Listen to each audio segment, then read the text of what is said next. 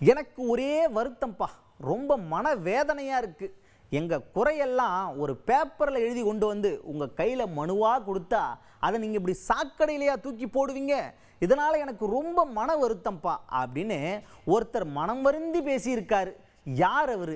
தமிழக பாஜக தலைவர் நயினார் நாகேந்திரன் அவர்கள் தான். என்னென்னா, இந்த உங்களுடன் ஸ்டாலினோட முகாமில் மக்கள்கிட்ட பெறப்பட்ட மனுக்கள் எல்லாம் திருப்புவனம் வைகை ஆற்றுல வீசப்பட்டதாக ஒரு செய்தி ரொம்ப பரவலாக வந்துச்சு. அது ரொம்ப பரபரப்பையும் ஏற்படுத்துச்சு.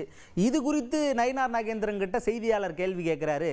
அதுக்கு பதில் சொன்னவர், இது ரொம்ப மனவேதனையை ஏற்படுத்துதுபா, ரொம்ப மன வருத்தமாக இருக்குது.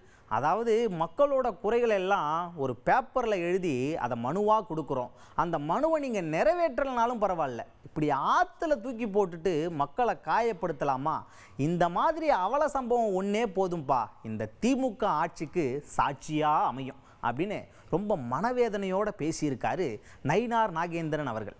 முதலமைச்சருடைய மனுக்கள் இருந்ததாக வந்த செய்தி நானும் பத்திரிகையில் பார்த்தேன்.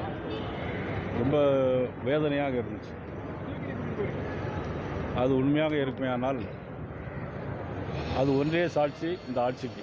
அடுத்ததா விஜயோட அரசியல் பிரவேசம் எப்படி இருக்கு? நிறைய விமர்சனங்கள்லாம் அவர் மேலே வைக்கப்படுது. இதை நீங்கள் எப்படி பார்க்குறீங்க அப்படின்னு கேட்டதுக்கு, அதாவது அரசியல் ஒரு பெரிய கடல், அதில் இப்போ தான் அவர் காலை வச்சிருக்காரு. போக போகத்தான் தெரியும் என்ன பண்ண போகிறாரு, அவரோட நடவடிக்கைகள்லாம் எப்படி இருக்கும் அப்படின்னு சொல்லிட்டு. அதுக்குள்ளே நாம் ஒன்றும் பேசிட முடியாது. அதாவது தேர்தலுக்கு இன்னும் ஒரு 6 மாதம் இருக்குது. எப்போ வேணால் எது வேணால் நடக்கலாம், பொறுத்திருந்து தான் பார்க்கணும் அப்படின்னு போகிற போக்கில் பேசிட்டு போயிருக்காரு நயினார் நாகேந்திரன் அவர்கள். மதிப்புக்குரிய விஜயை பொறுத்த மட்டும் இதுவரையில் அவர் எந்த தேர்தல் நிற்கலை.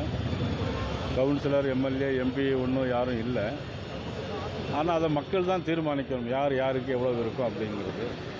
அதனால் ஒட்டுமொத்தமாக தேர்தலுக்கு இன்னும் 8 மாதம் இருக்குது. அதுக்கு முன்னாடி யாரும் எந்த கருத்து கணிப்பும் எதுவும் சொல்ல முடியாது.